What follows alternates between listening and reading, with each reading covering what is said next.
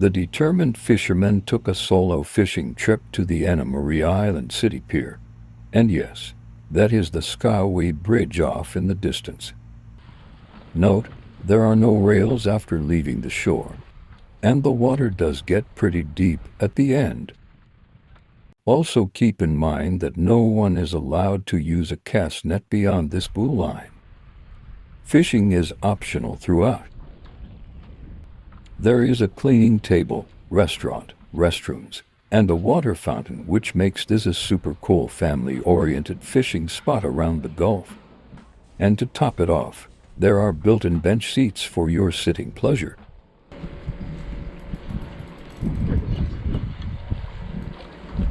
That was an undersized lane snapper. They have to be at least 8 inches to be a keeper. Live shrimp happens to be the determined fisherman's bait of choice when saltwater fishing.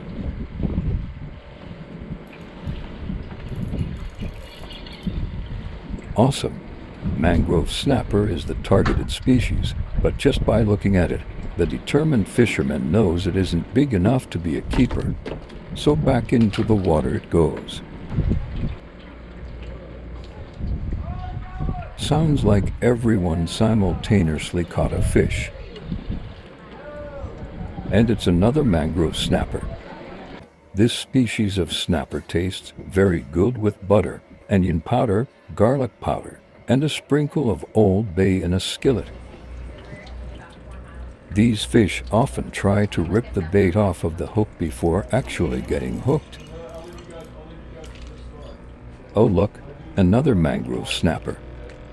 This fishing pier in Bradenton, Florida seems to be home to a big school of mangrove snapper. Mangrove snapper are bottom dwellers, and apparently they love to eat shrimp, among other things.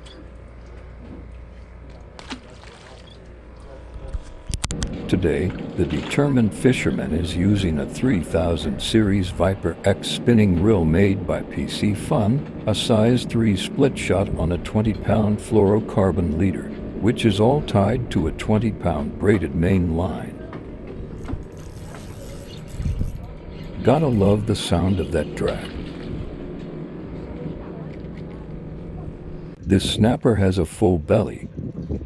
It is also undersized, and will get sent back into the water to hopefully get bigger, if the dolphins don't get him first. The determined fisherman will definitely be coming back, in search of a keeper mangrove snapper.